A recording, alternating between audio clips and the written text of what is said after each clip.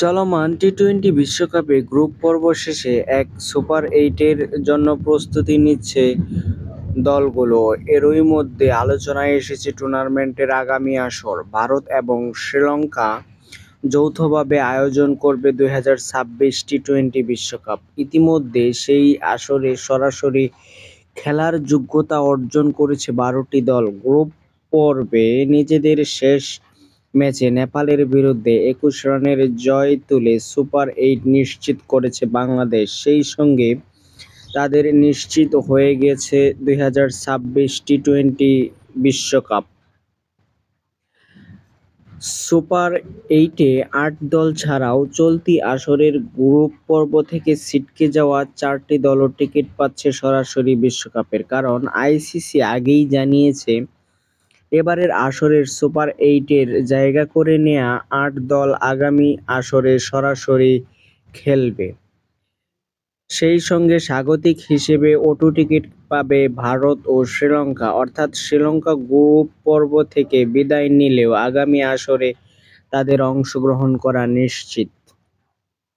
Super এইটের 8 আর স্বাগতিক 2 মিলে 10 দলের পাশাপাশি জুনের 30 তারিখ পর্যন্ত র্যাঙ্কিংয়ের ওপরে থাকা আরও 2টি দল সরাসরি অংশ নেবে সেই আসরে।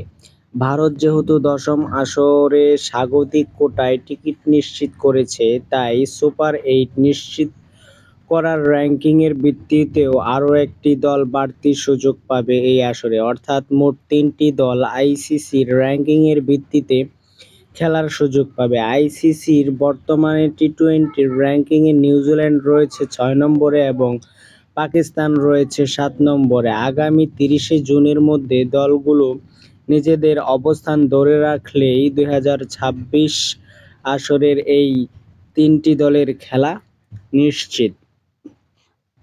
ইংল্যান্ড যেহেতু শেষ পর্যন্ত সমীকরণ মিলিয়ে সুপার এইট নিশ্চিত করেছে, তাই র্যাঙ্কিংয়ের ভিত্তিতে ও নিউজিল্যান্ড পাকিস্তানের পর তৃতীয় দল হিসেবে বিশ্বকাপের টিকিট নিশ্চিত করেছে আয়ারল্যান্ড, যারা এখন র্যাঙ্কিংয়ে 11তম নম্বরে অবস্থান করছে। মূলত স্বাগতিক হিসেবে 2 সুপার এইটে 7 ও র্যাঙ্কিংয়ের ভিত্তিতে 3 দল মিলিয়ে সরাসরি 2026 আসরে টিকিট পাচ্ছে মোট 12টি দল। বাকি 8টি দল আসবে আঞ্চলিক বাছাই থেকে। এর মধ্যে দক্ষিণ আফ্রিকা, এশিয়া ও ইউরোপ থেকে 2টি করে 6টি, আমেরিকা ও পূর্ব এশিয়া প্রশান্ত মহাসাগরীয় অঞ্চল থেকে আসবে 1টি করে 2টি দল।